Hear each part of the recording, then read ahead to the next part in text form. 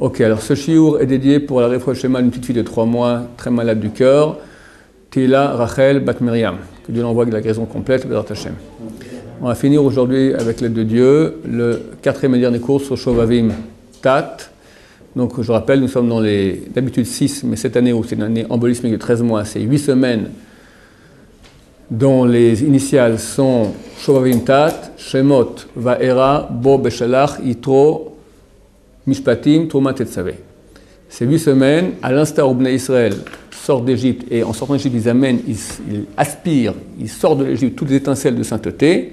De même, tous ceux qui ont péché dans des péchés sexuels, qui font exactement l'inverse, c'est-à-dire qui dispersent toutes nos étincelles de vie, de sainteté, de création de vie, d'accord? Je vois qu'on a une relation sexuelle, donc on a de la semence qui sort, qui donne la vie, pas comme il faut, c'est-à-dire ou à rien, ou dans des corps de femmes interdites. Donc ça va dans le mal, il faut réparer.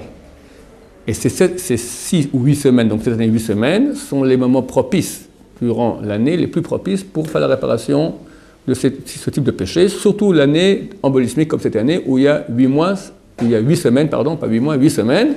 C'est spécialement, c'est super bien conseillé. Parce qu'il y a 13 mois, Pardon? Il y a 13 mois, l'année de 13 mois, exactement. Pardon? Habituellement, il y en a 6. Cette année, il y en a 8. Et il y a 2 semaines de plus, et c'est pas seulement plus long dans le temps, mais c'est aussi plus profond dans le tikkun. Le tikkun est plus grand. Donc c'est l'occasion de bien réparer. Alors on a vu comment réparer, en gros, qu'est-ce qu'on a déjà vu pour faire un petit rappel? On a vu que la première chose, c'est fermer l'alimentation du mal, c'est les yeux, les pensées, la parole.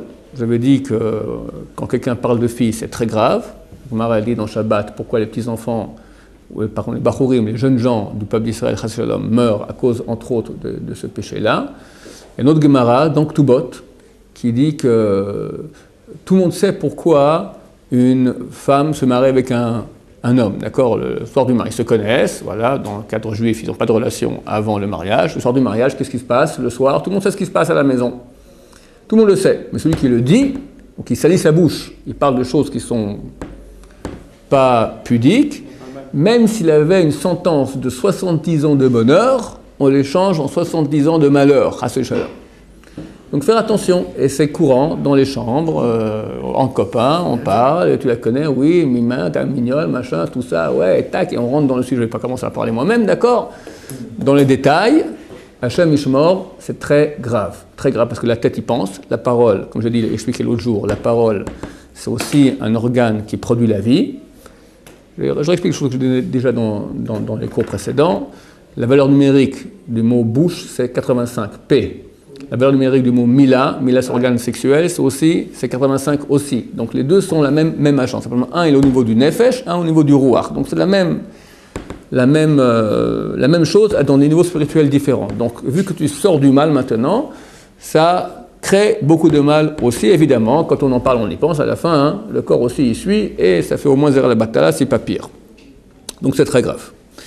Au niveau de la bouche, il y a j'ai parlé de différentes façons de réparer. On a parlé les fois dernières, retenir ses envies, c'est un très grand tikkun, l'étude de Torah.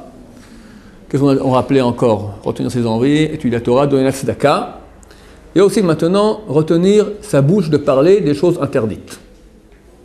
Le Gaon de Vilna, il dit que retenir ses envies, les envies matérielles, ça veut dire la nourriture, les filles, à peu près ça, on va dire les plus grandes envies, d'accord, l'argent, l'amour de l'argent, se retenir à ce niveau-là, retenir le niveau des plaisirs matériels et retenir sa bouche, c'est tout le sens de c'est tout le fruit du Olam Haba, tout le fruit du monde à venir que nous créons ici, et c'est plus important que tous les sigoufim, que toutes les flagellations écrites dans les livres de mystiques juifs. Comme on va parler un peu dans ce cours-là ou dans le cours prochain, ça on n'a pas fini.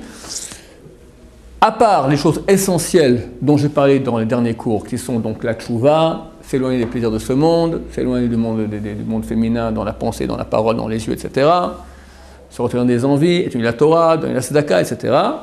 Ça, c'est l'essentiel. Il y a aussi, pour peaufiner le tout, faire certains tikkunim que Rabbeinu Hari Donc l'auteur de toute la Kabbalah moderne, il y a 500 ans, Eliyahu Hanavi se dévoilait à lui, il lui a enseigné toute la Kabbalah. Toute la Kabbalah qui étudie aujourd'hui n'est que la Kabbalah de Rabbeinu Hari. C'est la seule chose sur laquelle on peut vraiment compter, celle qui étudie les vrais kabbalistes. Il donne des réparations qui sont relatives au monde spirituel qui ont été détruits par certains péchés sexuels. D'accord ? Alors il donne des nombres de jeûnes à jeûner de suite. On arrive rapidement à des chiffres assez faramineux. Zera Batala, quelqu'un qui a sorti la semence de façon volontaire, il doit jeûner 84 jeûnes de suite. Ça veut dire quoi, 84 jeûnes de suite? Il jeûne depuis l'aube jusqu'au coucher du soleil. C'est conseillé de jeûner pendant l'hiver maintenant, parce que les jours sont plus courts. En été, ça peut être beaucoup plus long. D'accord? 84 jeûnes fait environ presque 3 mois. D'accord? De suite. Il ne jeûne pas Shabbat, il ne jeûne pas Rosh Chodesh, il ne jeûne pas Tou B'Shvat. Tous les jours de fête, il ne jeûne pas, mais le reste des jours, il jeûne. Quelqu'un qui a une relation avec une femme nida, 82 jeûnes. Celui qui a une relation avec une non-juive, 216 jeûnes. Mais 216 pour une fois. Alors je vais expliquer. Pour une fois. Celui qui a une relation avec une femme mariée, le Alechem, Dieu nous en préserve 325 jeunes, femme mariée juive, d'accord, 325 jeunes. Ça va vite, très haut. Ah oui, donc tu manges l'année prochaine. Alors, est-ce qu'il faut jeûner pour chaque fois? Il faut jeûner au moins pour une fois. Maintenant, si quelqu'un il a fait ça 1000 fois, d'accord, alors c'est pas 84 jeûnes, c'est 84 000 jeûnes, ça fait beaucoup. D'accord, alors il y a 3 avis. L'avis du Ben Ish Chai, qui dit qu'une fois suffit pour tout réparer. L'avis du Baal HaTanya qui dit 3 fois tu fais la série, ça répare tous les péchés. Et Chacham Yuda Aftaya, un contemporain du Ben Ish Chai, un grand kabbaliste de Bagdad il y a environ un siècle, Chacham Yuda Aftaya, le rabbi Yuda Aftaya, lui il dit il faut pour chaque fois toute la série. Ah ouais, non, bon, donc chacun choisira comme quoi il veut faire. En tout cas, une fois ou 3 fois dans sa vie, ça vaut la peine de le faire pour arriver un peu plus propre. Alors une chose, il faut bien comprendre, il y a un piège. Les gens entendent ça et disent « Ah ben je vais le faire », d'accord? Mais il n'a pas encore fait tchouva sur le reste. Et le plus important, c'est le reste. Je vous dis, quand j'ai commencé à parler de cela, j'ai dit, le Gaon de Vilna dit, retenir ses envies et sa bouche, c'est tout le fruit de Olam Haba et c'est plus important, ça fait beaucoup plus d'effet que toutes les flagellations, donc tous ces jeûnes qu'a conseillé Rabbeinu Hari. Donc c'est beaucoup plus simple. Quelqu'un peut dire, moi j'arrive pas à me retenir de fréquenter des filles, de leur parler, de penser, de parler, de regarder. Bon, au moins je vais faire les jeûnes. C'est pas du tout la bonne façon de faire, c'est faux. Il faut faire tchouva, une vraie tchouva.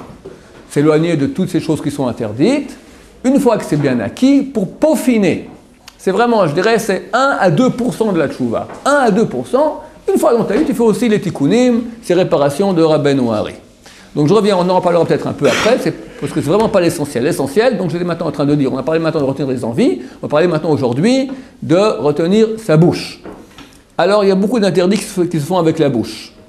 La shonara, quand quelqu'un est orgueilleux, il voit un truc mauvais chez quelqu'un d'autre, il veut raconter à son copain, c'est une façon de descendre. Comment je peux me monter moi? Comme en descendant l'autre. C'est comme à la piscine, d'accord? À la piscine, on veut s'enfoncer. Alors comment on fait pour ça? On enfonce l'autre, et quand on enfonce l'autre, on remonte. Pour montrer que je suis quelqu'un, je descends l'autre. Alors, il y en a qui font ça à la piscine, il y en a qui font ça avec la parole. D'accord, toute la journée, lui il est comme ci, lui il est comme ça, lui il est comme ça. Vu que toi tu es juge de tout le monde, forcément tu es le meilleur. Le juge, c'est lui je peux donner une note à quelqu'un. Je suis meilleur que tout le monde, d'accord? C'est extrêmement grave et très, très impur, d'accord? Ça mène beaucoup de mal dans le peuple d'Israël. Se retenir donc des paroles interdites, la shonara, les insultes, les gros mots. Motzi Shemra, c'est pire que la shonara. La shonara, c'est quand on dit la vérité. Motzi Shemra, c'est quand on dit un mensonge. C'est une chose qui est fausse sur la personne, une chose négative. Crier. Quelqu'un, il se met en colère. Il parle des choses et quand il est en colère, il dit n'importe quoi. Mentir. Très dur de jamais mentir. Combien les gens mentent? Combien les gens mentent? On dit qu'on peut mentir pour certaines situations. Il y a des fois où c'est permis. Quand c'est permis, c'est permis. D'accord, la shonara aussi. Je parle maintenant quand c'est interdit. La shonara aussi, des fois, c'est permis. Il y a des cas où c'est permis. Donc, mentir. Qu'est-ce qu'il y a encore au niveau de la parole? Flatter, d'accord? Un monsieur, il a beaucoup d'argent, tu vas, tu lui fais des salam alek, tu lui dis tous ses défauts, tu les changes en qualité. Vous êtes comme si tout ce qu'il n'a pas, tu lui dis qu'il a, d'accord? Tout ça pour essayer d'être bien à ses yeux. La flatterie. Toutes ces choses-là sont interdites. Maintenant, il y a aussi d'autres choses qui sont interdites, les paroles vaines. Ça veut dire, pour les hommes qui lisent la Torah, ils doivent essayer que le maximum de leurs paroles soient des paroles de sainteté, prière, chesed, aider les autres, Torah. Pas les paroles vaines. Paroles vaines, c'est parler de rien. Parler de rien pour rien. C'est pas dans la Torah, dans le Shema Israël, on est des Bartabam. Tu parleras de eux. De quoi? De eux, de ces paroles de Torah. Chazal disent d'eux et pas de Dvarim Beteli, mais pas de paroles vaines. D'accord? Parler de rien pour rien, c'est pas permis par la Torah non plus. Ça fait partie aussi de ta bouche qui maintenant, comme quelqu'un il peut faire sortir la semence en vin, il peut faire sortir des paroles vaines. Alors chacun de nous a besoin aussi d'un minimum de paroles vaines, mais essayez de minimiser. Il y a un tikkun que Rabbeinu Hari ne ramène pas. C'est pour ça qu'on le conseille, il est bien, mais on ne peut pas le considérer comme vraiment une grande réparation, comme a dit Rabbeinu Hari, tous les jeûnes dont j'ai parlé. C'est pas faire un jeûne de nourriture, mais un jeûne de la parole. Ça vaut 65 600 jeûnes. Un jour, tu ne parles pas, il faut 65 600 jeûnes de nourriture. Alors c'est très bien, quelqu'un va jeûner comme ça, terminé. Alors, si ça avait été écrit dans Rabbeinu Hari, ça aurait été Kadosh, Kadosh, Kadosh, on ne discute pas. Il n'y a pas une source claire à cela, vraiment solide. C'est certain que c'est bien. C'est bien. Le Rav Yehuda Hades, un grand Rosh Yeshiva ici en Israël, le père de Rav Yaakov Hades du Kotel, il a dit une fois, j'ai entendu, il a dit, alors tu jeûnes la parole, bon, d'abord c'est pas agréable pour les gens parce que tu veux le dire, tu passes-moi un peu de sel. Alors, ça prend 5 minutes pour faire comprendre ce que tu veux, alors que tu fais parler l'autre. Tu veux du sel? Non. Du poivre? Non. De la sauce? Non. D'accord? Parle, ou bien écris. D'accord? C'est un peu casse-pied pour les gens autour. Lui conseille de faire une ta'anit, c'est beaucoup plus dur. Une ta'anit, un jeûne, des paroles interdites. Tu parles, tout ce qu'il faut parler, tu parles. Tu parles Torah, tu parles chesed, tu parles tout ce qui est nécessaire. Mais ce qui n'est pas nécessaire, tu ne parles pas. Ça, c'est très conseillé. Paroles vaines. Paroles vaines, c'est des paroles qui servent à rien. Normalement, c'est pas permis, comme je dis. C'est moins grave que la Shema, etc., mais c'est pas permis. C'est Madivide Bartabam, Velo Darim Betelim, comme ça dit Chazal. Oui, c'est aussi interdit, mais comme je dis, chacun a besoin d'un minimum, s'il fait, mais de temps en temps, maintenant, durant cette période-là, de faire un jeûne des paroles vaines et interdites, c'est certainement extrêmement conseillé. S'il veut faire une journée, une heure même, c'est bien. Les gens qui ont le miracle de le faire Shabbat. C'est bien, Shabbat, c'est marqué que celui qui... Shabbat, la parole, elle vaut de l'or. D'accord? C'est bien de parler que parole de Torah, si possible. Je me souviens que j'avais passé un Shabbat une fois avec le Rabbi Sion Abba Shaul. Tout le Shabbat, il a dit 2 mots. 2 mots. Et c'est quoi? C'était un refrain d'une chanson et j'ai vu qu'il voulait se retenir, il n'a pas réussi à se retenir tellement... Alors il a dit 2 mots du refrain. D'accord? Pas un mot. Ça ne devient pas un péché dans ce cas-là? De quoi? Je sais pas, bon, il avait... Shabbat de chanter. Il avait Il est enfermé comme ça. Il avait déjà 80 et quelques années. Je ne sais plus, c'était en 80, il était très malade, c'était 4 ans, c'était Rabbi Sion Abba Shaul, c'était 5 ans avant son décès, il était vieux, tout ça, dans son coin, c'est pas trop un père de famille qui vient maintenant, il ne parle pas tout le Shabbat, ça se passera très mal, d'accord? C'est pas bien. Donc on parle, on essaye de plus parler parole de Torah, parole de Chesed, essayer dans ce Shabbat, c'est un moment qui est extrêmement saint. Chazal disent, c'est difficilement qu'on est autorisé de dire Shabbat Shalom, Shabbat. Difficilement on est autorisé, pour savoir à quel point c'est une chose qui est sainte. Sachez que Rabbeinu Hari dit que quelqu'un qui pendant 40 jours dit aucune parole vaine, que des paroles de Kedusha, Torah, Tfilah, etc., aucune parole vaine, il a roi HaKodesh. Et si une fois, par exemple Shabbat, c'est chez toi et ta mère, elle te pose une question qui n'a aucun rapport avec ça, tu dois lui répondre. Ou bien tu expliques à ta mère que tu as décidé Shabbat de ne pas parler aucune parole vaine, et s'il est d'accord, ça va. Sinon, tu dois répondre. Tu réponds, mais en moins de mots. 40 jours. Pourquoi c'est impossible? Ici, un Baruch Yeshiva, il n'y a aucun problème. Un type marié une fois, un type, il a dit à sa femme, écoute, tu sais quoi, 40 jours, tu tiens, on ne discute pas trop. Puis après, je vais voir à Kodesh, on va faire comme ils font les babas. Moi, je deviens un baba, je mets une djellaba, tout ça, et on fera la queue, les gens feront la queue, et on aura beaucoup d'argent. Bon, tu es d'accord? Je te prendrai en croisière, d'accord? T'es d'accord? Il fait 40 jours de truc, et après 40 jours, il n'a rien, il reste aussi le même idiot qu'il était, d'accord? Ni Ruach HaKodesh, ni rien du tout. Alors le rabbin, je ne comprends pas, c'est marqué. Il dit, mon cher ami, quand tu pries, tu penses à quoi? Il a compris, quand il prie, il pense à tout sauf à la prière. Alors c'est des paroles vaines aussi. Il faut prier. Quand quelqu'un, il faut penser à ce qu'on dit aussi. Donc c'est impossible. Ok, tu crois, mon cher ami, tu vas voir Ruach HaKodesh comme ça, en un clin d'œil. Mon cher ami, Ruach HaKodesh, c'est pas une chose aisée. D'accord? Il n'y a pas de truc. Il n'y a pas des trucs pour devenir Baba. D'accord? Pour devenir Baba, oui, on met une là-bas et c'est le truc, c'est fini. Tu dis, chaque jeune fille qui a 20 ans, vous cherchez votre Atan. Comment vous savez? Vous allez bientôt vous marier. Il faut une bracha, dans 3 mois vous serez marié. Il y a 50 qui passent comme ça. Sur les 50, il y en aura bien une qui va se marier dans les 3 mois. Les 49, bon, la bracha, ça n'a pas marché. Bon, mais c'est un tzaddik. Une, tu sais, je suis allé le lendemain que je suis sorti, la semaine d'après, j'ai rencontré, t'as consommé les 3 mois. Le lendemain, il a 3000 personnes qui font la queue. Sur les 3000 qui font la queue, en 2 mots, être baba, c'est très facile, d'accord? C'est comment extorquer de l'argent. Qui va avoir les babas? Les gens qui ont des problèmes. Dommage que je n'ai pas vu auparavant. Je t'aurais aidé. Il faut faire un petit coup de machin, il faut juste allonger. D'accord? Tu allonges et tout ira bien. Bon, que Dieu nous sauve des babas. Il y a des bons babas. Il y en a des bons. Baba salé, baba meir, c'est tout. D'accord? Les babas au rhum. C'est quoi ça? Baba au rhum, c'est un gâteau. C'est un gâteau. Voilà. Baba, non? Ok. Donc, on parle maintenant de la parole. Bon, revenons maintenant sur les jeunes, comme ça on finira avec cela. Les jeunes, pour celui qui aura acquis les 98% de la tchouva, c'est-à-dire tous les points qu'on a vus jusqu'à maintenant, qui veut maintenant peaufiner le tout, alors il va faire les tikkuns de Rabbeinu Hari, jeûne de nourriture. C'est très dur de jeûner 84 jeûnes de suite, on maigrit beaucoup, ça peut être même dangereux. Il y a des moyens de faire ça raccourci. Comment? Rabbeinu Hari dévoile que si on jeûne 48 heures de suite, c'est-à-dire depuis le coucher du soleil, on fait un double Yom Kippour. Dimanche soir, dimanche après-midi tu manges, au coucher du soleil tu arrêtes de manger et tu ne remanges ni ne rebois que 49 heures plus tard, ça veut dire mardi soir. Tu as fait 48 plus un peu plus, parce que le temps du coucher du soleil jusqu'au sortie des étoiles. Tu dois prier, tu dois pas parler. Tu fais tout normal. Non, tu peux parler. Non, mais tu fais tout normal, sauf que tu manges ni t'avales rien. Ta salive, pas plus. D'accord? Ni de l'eau, ni de la boisson, ni de la nourriture. Oui, tu peux te laver.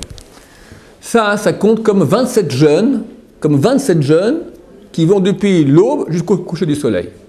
Donc quelqu'un qui veut faire maintenant 84 jeûnes durant cette période-là, comment il fait? Il fait, je ne vous pas dans les choses un peu compliquées, mais celui qui sera intéressé, d'accord, c'est marqué dans Kaf HaChaim, chapitre 240 au début là-bas, il va faire 3 séries de 27, 3 séries de 2 jours de suite, ça vaut 27, donc 27, 27, 27, combien ça nous fait? Ça nous fait 81, plus 3 jeûnes du matin au soir, et comme ça il a ses 84 jeûnes. C'est pas si dur, 2 jours de suite, vous pouvez le faire, c'est pas trop compliqué. Mais attention, c'est que uniquement quelqu'un qui a déjà acquis tout ce que j'ai dit auparavant, sinon ça sert à rien. Qu'est-ce qui va se passer? D'habitude, quelqu'un qui fait ça, il n'est pas prêt, il ne s'est pas encore éloigné, il n'a pas fait une choix complète, il a zéro les batala. Le citra, le côté négatif, vient, tu veux maintenant me reprendre tout, je ne veux pas te laisser. Et hop, on lui fait zéro les batala, la nuit, une pollution nocturne, d'accord? Ça fait quoi ça? C'est pas de sa faute. C'est vrai, mais normalement on lui a appris, c'est une preuve que c'est pas un vrai batala mémésite, c'est pas prémédité, mais c'est quand même une chose qui n'est pas bien. C'est une preuve que pourquoi c'est arrivé maintenant. Ils te prennent une partie. Si je suis pendant la nuit, quelqu'un qui est pas prêt, ça va forcément. T'es encore dans le Ruach HaKodesh maintenant? De quoi tu parles? Non, c'est toujours quelqu'un qui n'est pas prêt à faire ça. Ouais, je vous dis, C'est sûr qu'il y a il y a un piège. Les gens croient qu'ils vont faire ça, ils seront propres. C'est 2%. C'est une fois que tu as eu les 98% qui sont l'essentiel. Comprends qu'est-ce que Dieu veut de toi? Tu vois, ce type qui a cette même pensée, que tu penses à des fils en 7, tu regardes des fils en 7, tu parles de fils en 7 et tu fais le tikkun. Ça, c'est une bêtise, d'accord? L'essentiel, c'est la tchouva, tout le monde est d'accord là-dessus. Tu t'éloignes, tu as fait tchouva, tu es loin de ça, tu es en sainteté. Maintenant, tu veux aussi réparer un peu plus. Ok, tu fais ça. Deuxième façon, pardon? C'est pour ça que je dis, c'est après que c'est acquis. Après que c'est acquis. Tu prends ici un abrech, d'accord? Qui était hier, il était en boîte. Hier, il y a 5-6 ans, d'accord? Depuis, tu la Torah jour et nuit. Et il fait tchouva, il s'éloigne des femmes, il ne regarde pas tout ça, il est en cloucha. Maintenant, il veut faire un tikkun, très bien. Oui, il fait 30%. Il a fait 98%, il a fait, c'est clair. Maintenant, autre façon de faire, encore plus simple. Au lieu de jeûner les 84 jeûnes, même en... Ah, et aussi celui qui veut faire 3 jours de suite. 3 jours de suite, je ne sais pas si c'est conseillé, il faut voir si on tient le coup, d'accord? 3 jours de suite, ça vaut 40 jours. Donc il fait 2 séries de 40, 2 séries de 3 jours, plus encore 4 jours, ça c'est 84 jeûnes. Ok? De la fin du Shabbat au vendredi. Alors, les Tanit Afsaka que faisaient les grands sages d'Israël comme Baba Saleh, Rav Moshe Gabal, Rav Yoshua, Sharabani qui faisait un jeûne qui allait depuis Mossé Shabbat jusqu'au Kiddush non-stop. Rabbeinu Ari ne dit pas combien ça vaut. Rabbeinu Ari a dévoilé pour 2 jours, dévoilé pour 3 jours, pas plus. Maintenant, ça c'est carrément dangereux, d'accord? Personne ne joue à ça, c'est carrément dangereux. Physiquement parlant, quelqu'un ne tient pas le coup. Physiquement parlant. Mais je connais des gens qui l'ont fait. L'oncle de mon gendre, décédé il y a quelques années, c'est un Baal Tchouva. En 2 mots, il a fait Tchouva, et mon gendre me raconte qu'il faisait Tanit Hafsaka. Tanit Hafsaka, ça veut dire depuis Mossé Shabbat jusqu'au Kiddush, depuis, je ne sais pas combien de fois. Le Rav Yehoshua Sharabani, le grand-père de la femme de Rabbi Abba Shaul, tout Shovavim, il jeûnait, sauf Shabbat. Donc, pendant tous les 6 semaines, il mangeait un. Il y a des photos de lui, il est maigre comme ça. C'est un homme extrêmement sain. Rabbi Yitzhak Abba Shaul, hein? Non, je te dis, c'est pas ni pour toi ni pour moi. C'est des gens très sains qui font ça. Je dis un peu le niveau. Et on l'a pris au mikvé un jour, et il voit les gens, c'est une sorte de petit truc blanc comme ça, et ils font comme ça. Du savon. Et c'est quoi? Du savon. À quoi ça sert? Ben, son sang reste sale, on sent mauvais. Il respire. Et tu peux l'arrêter.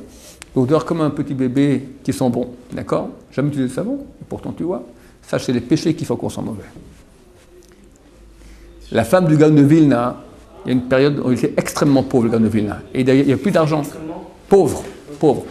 Il était rabbin de la communauté, mais le Gabaï, le responsable, ne donnait plus sa paye. Il prenait pour lui. Le Gaon de Vilna n'a pas voulu le mettre mal, alors il n'a rien dit. Et des mois comme ça, il n'avait rien à manger. Sa belle famille, la famille de sa femme, lui a dit divorce. Qu'est-ce qu'elle a fait sa femme? Elle a envoyé 2 chemises. Regardez, une chemise est portée pendant une semaine, l'autre sort de la lessive. Il faut me dire laquelle était à la lessive, laquelle est portée pendant une semaine. Si vous faites la différence entre les deux, je divorce. Les deux étaient propres. C'est des gens extrêmement purs, ni toi ni moi, d'accord? Donc quand quelqu'un est à ce niveau-là, qui jeûne? Quelqu'un qui jeûne plus de 2 jours, je crois qu'il se met en danger aujourd'hui. 3 jours, je sais pas, hein? Les mêmes. Hein? Tu es normal. T'es pas le Gaon de Vilna. Il faut accepter qu'on n'est pas le Gaon de Vilna. D'accord, ça arrive. Dans les meilleures familles, il y a des gens qui ne sont pas le Gaon de Vilna. Tout à fait normal. Hein? Voilà, tout à fait normal. Ok, maintenant, je vais finir rapidement parce qu'on est en retard. Donc, il y a une autre combine. Alors, j'ai dit maintenant, 3 jours de suite, ça vaut 40 jeûnes. Il y a une autre combine qui est beaucoup plus facile pour tout le monde. Et ça, c'est conseillé de le faire au moins quelques fois dans sa vie. Comme ça dit le Ben Ishrak. Quelqu'un qui n'a pas la force de jeûner le nombre de jeûnes que préconise Rabbeinu Ari. Il jeûne une fois 24 heures, depuis le coucher du soleil jusqu'à la sortie des étoiles, ou bien c'est vraiment même trop dur pour lui, il jeûne depuis l'aube jusqu'à la sortie des étoiles. Il préconise aussi des fois de faire ça 3 fois de suite, si quelqu'un peut lundi, jeudi, lundi par exemple, ou jeudi, lundi, jeudi, ce sont des jours où c'est bien de jeûner, ou 24 heures ou 12 heures, comme j'ai dit, et pendant un de ces jeûnes, il paye en tzedaka, il donne un tzedaka, ou en Torah, ou à des pauvres, ou aux deux, l'argent qu'il aurait dû dépenser pour manger durant 84 jours. Maintenant, évidemment, 84 jours, c'est pas forcément qu'il mange des steaks et du saumon et du caviar cachère tous les jours. Une bonne bouteille de rouge à 70 € la bouteille. Non, un peu de pain et margarine, ça suffit pour te suivre. Comment ça va? On va dire 5 €, 10 €, je sais pas, chacun va voir combien par rapport à ses moyens. Regarde quelle est la somme d'argent qu'il a besoin pour 1 ou 2 repas, parce qu'on parle que durant le jour, depuis l'aube jusqu'au coucher du soleil, combien ça lui coûte? Il fait x 84 et donne ça en tzedaka, et comme ça il a fait le tikkun. Et c'est valable, et ça n'importe qui peut le faire, ça vaut la peine de le faire au moins 3 fois dans sa vie. Au moins 3 fois dans sa vie, ça vaut la peine de le faire. Baruch Adonai,